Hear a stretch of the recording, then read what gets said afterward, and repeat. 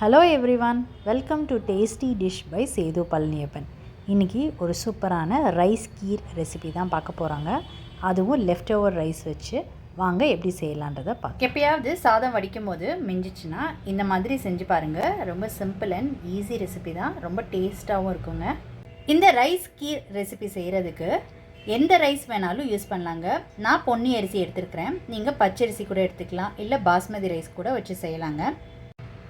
அதே மாதிரி இந்த ரைஸ் கீர் வடித்த சாதம் மட்டும் வச்சு செய்யாமல் இந்த கீர்க்காகவே கொஞ்சமாக அரிசி எடுத்து ஊற வச்சுட்டு அதை பாலில் வேக வச்சும் செய்யலாங்க. அதுவும் ரொம்ப சூப்பராக இருக்கும். ரைஸ் கீர் செய்கிறதுக்கு 2 டேபிள் ஸ்பூன் வடித்த சாதத்தை ஒரு மிக்சி ஜாரில் சேர்த்துக்கிறேன். இந்த ரைஸோட ஒரு 4 கேஷ்யூவை ஜாரில் சேர்த்துக்கிறேங்க. இதில் கொஞ்சமாக தண்ணி விட்டு கொரப்பாக அரைச்சி எடுத்துக்கலாங்க. இந்த மாதிரி செய்யும்போது கீர் கொஞ்சம் க்ரீமியாக இருக்குங்க, அதுக்காக தான் இந்த மாதிரி அரைச்சி எடுத்து வச்சுக்கோங்க. இது ஒரு பக்கம் இருக்கட்டும். இப்போ ஒரு அடிகனமான பாத்திரம் ஸ்டவ்வில் வச்சுருக்குறேங்க. இதில் 1/2 லிட்டரு திக்கான பால் சேர்த்துக்கிறேன். பால் சேர்த்துக்கிட்டாச்சு. இப்போ பால் ஒரு கொதி வரட்டுங்க. அதுக்கப்புறமாட்டி வடித்த சாதத்தை சேர்த்துக்கலாம். இப்போ பால் ஒரு கொதி வர ஆரம்பிச்சிருச்சு. இந்த ஸ்டேஜில் வடித்த சாதத்தை மசிச்சு விட்டுட்டு சேர்த்துக்கோங்க.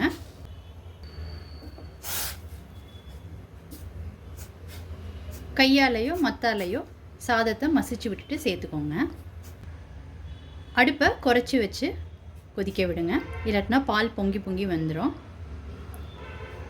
சாதமும் பாலும் நல்லா ஒன்று சேர்ந்து நல்லா திக்காக வரட்டுங்க. அடுப்பை சிம்மில் வச்சுட்டு கிளறி விட்டுக்கோங்க, அடி பிடிக்காமல் இருக்கிறதுக்கு. ரைஸும் பாலும் நல்லா ஒன்று சேர்ந்து வந்துருச்சுங்க. இப்போ இந்த ஸ்டேஜில் முந்திரியும் வடித்த சாதமும் மிக்சியில் கிரைண்ட் பண்ணதை இதோடு சேர்த்துக்கிறேங்க. அரைச்ச எல்லாத்தையும் சேர்த்துக்கிட்டாச்சுங்க. இப்போ அடுப்பை சிம்மில் வச்சுட்டு நல்லா கலந்து விட்டுக்கோங்க, அடி பிடிச்சிடாமல். சேர்த்துருந்த பால் நல்லா சுண்டி வந்துருச்சுங்க. இந்த ஸ்டேஜில் ட்ரை ஃப்ரூட்ஸ் அண்ட் நட்ஸ் சேர்த்துக்கலாம். கிஸ்மிஸ் சேர்த்துக்கிறேன், கேஷ்யூவும் பிஸ்தாவும் சேர்த்துக்கிறேன், வாட்டர்மெலன் சீட் சேர்த்துக்கிறேன். உங்கள் விருப்பத்துக்கு ஏற்ற மாதிரி நட்ஸ் சேர்த்துக்கோங்க.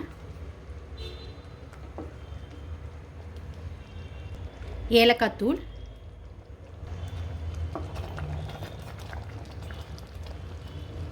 பால் நல்லா சுண்டி திக்காக வந்துருச்சுங்க. ஃப்ளேமை சுவிட்ச் ஆஃப் பண்ணிவிட்டு அதுக்கப்புறமாட்டி நாட்டு சர்க்கரை சேர்த்துக்கிறேங்க. நீங்கள் உங்கள் ஸ்வீட்டுக்கு ஏற்ப கூட குறைச்சி பார்த்து சேர்த்துக்கோங்க. இப்போ இது நல்லா கலந்து விட்டுக்கலாம்.